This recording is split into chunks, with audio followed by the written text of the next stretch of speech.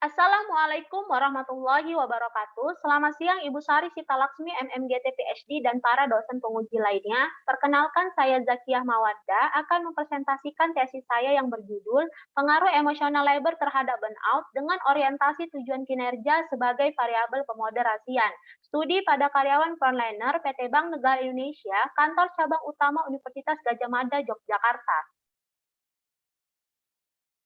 Perekonomian Indonesia saat ini mengalami ketidakpastian pada laju pertumbuhan. Pada tahun 2020, Indonesia mengalami resesi ekonomi, di mana pada 3 kuartal berturut-turut terjadi penurunan yang sangat signifikan hingga mencapai angka minus. Hal tersebut berlanjut pada triwulan 1 2021.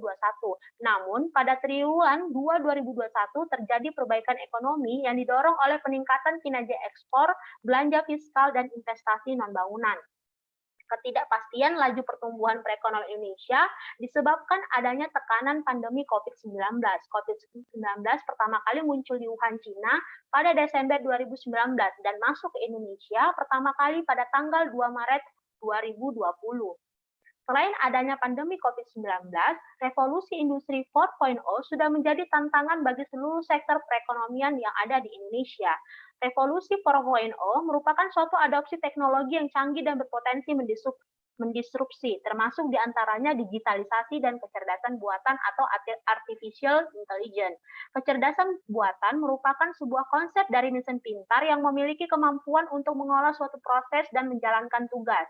Nah, kecerdasan buatan dapat memberikan manfaat pada semua sektor, termasuk diantaranya pada perbankan, seperti konsistensi dan efisiensi waktu pemrosesan. Baik, perbankan Indonesia yang merupakan salah satu sektor perekonomian Indonesia memiliki kinerja yang baik di masa pandemi COVID-19, dilihat dari total aset yang terus mengalami pertumbuhan. Namun, pandemi COVID-19 turut memberikan dampak pada perbankan Indonesia, di mana terjadi penurunan permintaan kredit dengan laju pertumbuhan sebesar minus 3,77% di tengah pertumbuhan dana pihak ketiga yang tinggi. PT Bank Negara Indonesia yang merupakan salah satu bagian dari perbankan Indonesia juga memiliki kinerja yang baik di masa pandemi COVID-19. Dilihat dari total aset PT BNI yang terus mengalami pertumbuhan setiap tahunnya. Namun, pandemi COVID-19 turut juga memberikan dampak pada laba PT BNI, di mana pada tahun 2020 terjadi penurunan yang sangat signifikan. PT BNI juga merespon adanya revolusi 4.0 dengan menerapkan teknologi kecerdasan buatan, yaitu chatbot Cinta, dan menambah 109 BNI Sonic atau Customer Service Digital Machine. PT BNI KCU UGM Yogyakarta yang merupakan salah satu kantor cabang dari PT BNI memiliki 10 kantor cabang pembantu dan 6 kantor kas. Nah, PT BNI Kantor Cabang Utama Universitas Gadjah Mada Yogyakarta merupakan salah satu kantor cabang di bawah naungan dari Kantor Wilayah Yogyakarta. CEO dari BNI Kantor Wilayah Yogyakarta pernah mendapatkan 2 penghargaan yang diselenggarakan oleh Marketplace.ing, yaitu Jogja Marketing Champion 2018 kategori Commercial Banking and Best of the Best Marketer of the Year Jogja 2018. Kinerja yang baik dari PT BNI tidak luput dari adanya peran karyawan frontliner, di mana Pundu, Kumar, dan Gahawat mengatakan bahwa kinerja perusahaan dapat optimal dan memiliki keunggulan kompetitif melalui kinerja karyawan frontliner yang baik dalam memberikan pelayanan. Karyawan frontliner ini harus mampu mengelola emosi dan kondisi psikologis mereka dikarenakan mereka sering berinteraksi dengan banyak orang. Adanya revolusi industri 4.0 turut memberikan dampak pada karyawan frontliner, khususnya pada kecerdasan buatan, yaitu robot. Survei yang dilakukan oleh World Economic pada tahun 2018 serta Huang and Ras mengatakan bahwa kebutuhan frontliner, salah satunya teller, pada tahun yang akan datang akan mengalami penurunan.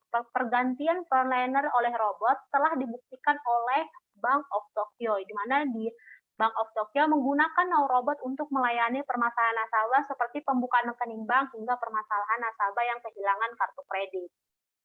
Oleh karena itu, karyawan frontliner disarankan untuk lebih memperhatikan kinerja mereka dengan melakukan emotional labor yang baik. Emotional labor ini terbagi menjadi surface acting dan deep acting.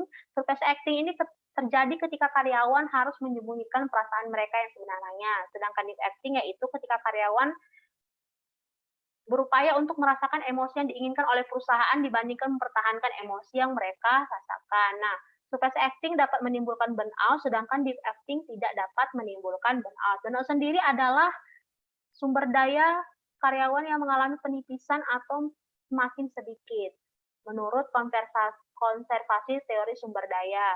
Kemudian, karyawan yang mengalami burnout akan menghindari pekerjaan dan hal tersebut tidak sesuai dengan adanya orientasi tujuan kinerja, di mana pengertiannya adalah keinginan karyawan dalam mengerjakan pekerjaan dengan baik sehingga mereka mendapatkan penilaian baik dari rekan kerja maupun atasan. Nah, OTK ini dipercaya dapat memoderasi pengaruh IL terhadap burnout. Rumusan masalahnya, adanya pandemi COVID-19 mengakibatkan ketidakpastian pada laju perekonomian Indonesia. Selain itu, revolusi industri, khususnya kecerdasan buatan juga memberikan dampak pada perbankan Indonesia. Kinerja perbankan Indonesia di masa COVID-19 turut didukung oleh adanya kinerja dari PT BNI. Begitu juga dengan PT BNI didukung oleh adanya karyawan frontliner. Nah, karyawan frontliner ini harus dapat menerapkan emotional labor yang baik, sehingga dapat memberikan kepuasan kepada konsumen. Mereka dapat melakukan surface acting maupun deep acting. Kalau surface acting dapat menimbulkan burnout, sedangkan deep acting tidak. Karyawan mengalami burnout akan menghindari pekerjaan dan tidak sesuai dengan orientasi tujuan kinerja. Berdasarkan rumusan masalah, terciptalah pertanyaan penelitian yang ada 4. Apakah surface acting berpengaruh positif terhadap burnout? Apakah deep acting berpengaruh negatif terhadap burnout? Apakah orientasi tujuan kinerja memoderasi pengaruh positif surface acting terhadap burnout? Dan apakah orientasi tujuan kinerja memoderasi pengaruh negatif deep acting terhadap burnout? Begitupun dengan tujuan penelitian. Nah, landasan teori emotional labor ini adalah bagaimana karyawan mengelola atau mengatur perasaan dan ekspresi mereka untuk menciptakan tampilan emosi yang diinginkan oleh perusahaan. Dimensi IL ini terbagi 2, yaitu surface acting dan deep acting. Surface acting ini adalah ketika karyawan harus memasukkan emosi yang mereka tunjukkan. Sedangkan deep acting adalah karyawan ini berusaha benar-benar merasakan emosi yang diinginkan oleh perusahaan, terbagi menjadi aktif dan pasif. Kalau aktif ini perlu memanipulasi emosi kognitif, kalau pasif tidak perlu. Burnout ini adalah sindrom kelelahan emosional dan sinisme yang dialami karyawan yang mengalami berbagai pekerjaan. Ini terbagi menjadi kelelahan emosional, di mana karyawan ini merasa tidak berdaya, merasa tidak putus asa, efektivitas dan semangat mengalami penurunan. Depersonalisasi adalah karyawan benar-benar tidak peduli terhadap pekerjaannya. Sedangkan penurunan pencapaian diri adalah karyawan merasa bahwa pekerjaan yang mereka lakukan itu sama sekali tidak berguna atau tidak layak. Orientasi tujuan kinerja ini keinginan karyawan untuk mendapatkan penilaian yang baik dan motivasi ekstrinsik dari rekan kerja maupun dari perusahaan. Terbagi menjadi 2, pendekatan kerja dan penghindaran. Kalau pendekatan kerja, mereka termotivasi untuk mengungguli karyawan lainnya, sedangkan penghindaran kerja menghindari penilaian negatif atau yang tidak kompeten. Berdasarkan tersebut, didapatlah model penelitian di mana emotional labor yang terbagi menjadi surface acting dan deep acting berpengaruh terhadap burnout. Surface acting yang dilakukan oleh karyawan dapat menimbulkan burnout dikarenakan terjadi penipisan sumber daya yang diakibatkan oleh karyawan yang memalsukan ekspresi atau emosi mereka ketika melayani konsumen.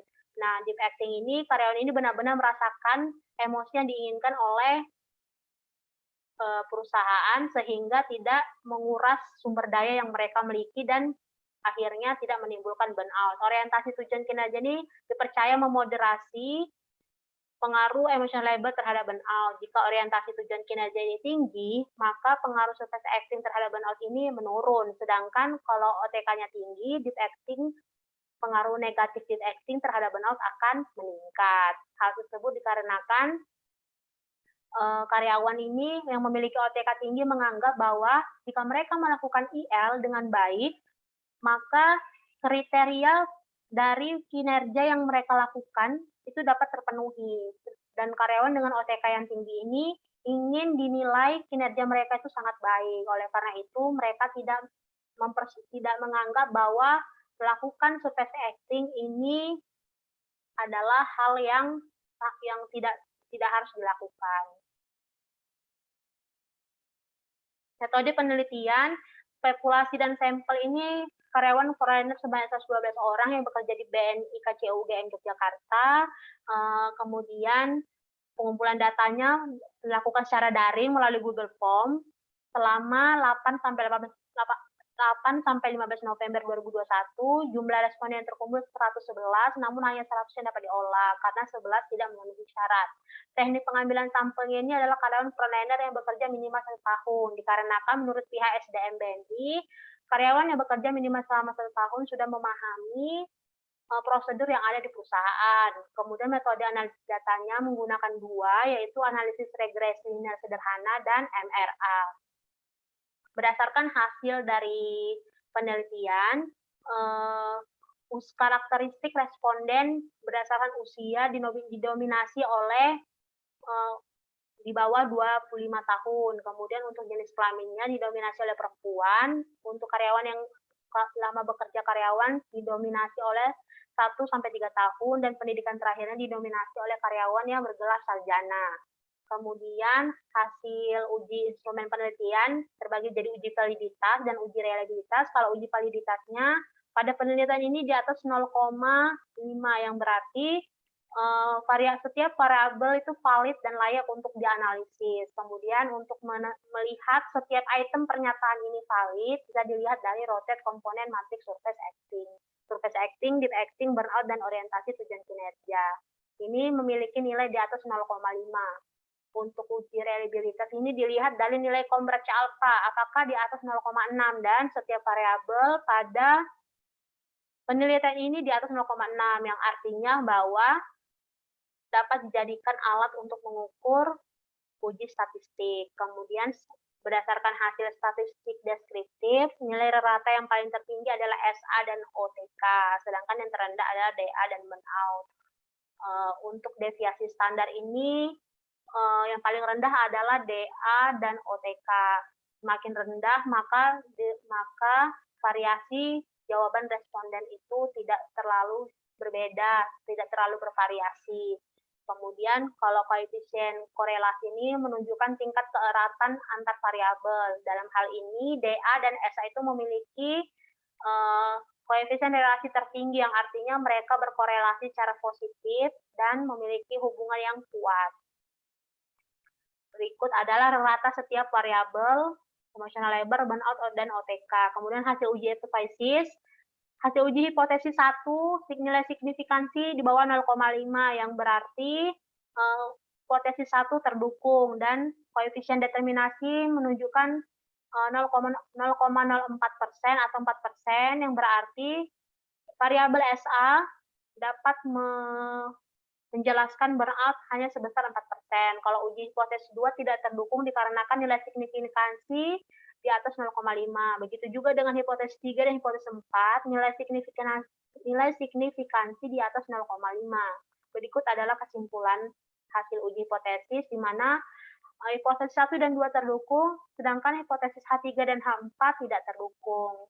Pembahasan hipotesis, surface acting berpengaruh positif terhadap burnout. Jika dilihat dari nilai rata-ratanya, SA ini memiliki nilai rata tinggi, yang artinya karyawan frontliner ini melakukan surface acting dalam melayani konsumen ketika bekerja. Dikarenakan ada ketidaksesuaian emosi yang mereka rasakan dengan aturan tampilan di perusahaan. Karyawan ini memakai topeng dan memasukkan ekspresi tersenyum atau ramah untuk diperlihatkan kepada konsumen. Nah, jika dilakukan dalam jangka yang panjang akan menimbulkan dampak yang sangat buruk seperti burnout, ketidakpuasan pada kinerja, stres, depresi, kemudian juga dapat menurunkan komitmen mereka terhadap pekerjaan. Nah, untuk hipotesis 2, deep acting berpengaruh negatif terhadap burnout. Ini jika dilihat dari nilai rata-rata variabel DA itu cukup, yang artinya karyawan frontliner ini jarang melakukan deep acting ketika melayani konsumen. Nah, sebenarnya jika karyawan ini melakukan DA, mereka itu tidak hanya dapat memenuhi persyaratan dalam pekerjaan, tetapi juga dapat menjaga sumber daya yang mereka miliki. Sehingga disarankan karyawan planner itu melakukan DA ketika melayani konsumen. Manfaat DA ini tidak hanya pada karyawan, tetapi juga pada perusahaan. Kalau pada karyawan ya tentu saja tidak mengalami burnout, memberikan kepuasan kinerja yang tinggi, produktivitas pun juga akan meningkat. Begitu juga dengan tingkat keluar atau turnover akan mengalami penurunan. Nah, pada perusahaan sendiri tentu saja dapat memberikan keuntungan yang maksimal. Untuk orientasi tujuan kinerja, ini tidak mampu memoderasi pengaruh positif stress acting terhadap burnout dan pengaruh negatif deep acting terhadap burnout. Nah, SA dan DA ini merupakan dua dimensi dari emotional labor, sehingga keduanya ini memiliki hubungan yang erat antar variabel. Oleh karena itu, faktor yang dapat menjelaskan mengapa OTK ini tidak mampu memoderasi pengaruh stress acting terhadap burnout dan pengaruh deep acting terhadap burnout adalah karakteristik responden, yaitu karyawan frontliner. Nah, seperti yang kita ketahui bahwa karyawan frontliner ini harus mampu mengelola emosi dan kondisi psikologis dikarenakan mereka sering berinteraksi dengan banyak orang. Berbagai karakteristik konsumen harus mereka hadapi dan harus memberikan emosi, menunjukkan emosi yang diinginkan oleh perusahaan. Emosi tersebut setiap hari harus diekspresikan sehingga pekerjaan frontliner ini tidak bisa lepas dari namanya IL. Nah, frontliner ini melakukan IL ini untuk dapat memenuhi tugas mereka. Tanpa adanya IL, kriteria kinerja ini tidak dapat terpenuhi. Begitu juga dengan deep acting dan burnout. Oleh karena itu, OTK tidak lagi relevan dan tidak memiliki pengaruh yang secara signifikan karena karyawan planner ini menitik beratkan pada pengelolaan IL. Kemudian kesimpulannya, yang pertama stress acting berpengaruh positif terhadap burnout, deep acting berpengaruh negatif terhadap burnout, OTK tidak mampu memoderasi pengaruh positif stress acting terhadap burnout maupun pengaruh negatif deep acting terhadap burnout. Kemudian berdasarkan hasil dari hipotesis dapat diberikan implikasi praktisnya, yaitu perusahaan ini diharapkan dapat membuat kebijakan seperti pelatihan untuk karyawan planner agar dapat mengelola kondisi psikologis mereka. Pengelolaan psikologis yang baik ini akan menciptakan kondisi lingkungan pekerjaan yang menyenangkan dan nyaman. Karyawan planner juga diharapkan mampu merasakan aturan emosi yang ditetapkan oleh perusahaan sehingga mereka memiliki kinerja yang baik. Seperti yang kita ketahui bahwa perbankan Indonesia sedang dihadapkan pada teknologi yang canggih, khususnya penggantian frontliner oleh robot. Nah, robot ini dapat memberikan pelayanan terbaik kepada konsumen dan tidak dapat merasakan kelelahan. Jika karyawan frontliner tidak melakukan pekerjaan dengan sangat baik, suatu saat posisi mereka akan digantikan oleh robot. Kemudian PT BNI KCUGM ini juga harus meningkatkan reputasi perusahaan dengan cara memberikan pelayanan yang lebih baik lagi, seperti meminimalisir waktu yang harus dihabiskan konsumen saat berinteraksi atau bertransaksi di bank. Kemudian keterbatasan penelitian, kuesioner yang digunakan bersifat self-administrate atau responden ini mengisi kuesioner secara pribadi sehingga dikhawatirkan terjadinya bias atau error.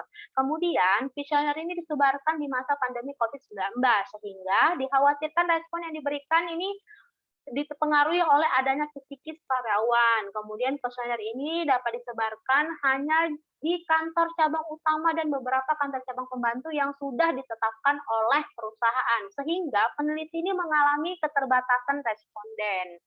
Nah, saran ini yang pertama bagi PT BNI KCUGM yaitu diharapkan dapat memberikan peluang dan tidak membatasi peneliti selanjutnya dalam mengambil data sehingga responden yang didapat lebih banyak lagi. Kemudian perusahaan ini harus dapat memperhatikan kemudahan karyawan dalam berkomunikasi dan berinteraksi kepada konsumen di masa pandemi COVID-19 dikarenakan mereka menggunakan masker dan hal tersebut dapat menimbulkan bias ekspresi di antara keduanya. Oleh karena itu, diharapkan perusahaan memberikan feedback, dapat melakukan sesuatu berupa adanya feedback dari konsumen kepada karyawan setelah melakukan transaksi. Bagi peneliti selanjutnya, sarannya yaitu diharapkan memilih subjek penelitian dengan tipe industri atau responden yang berbeda.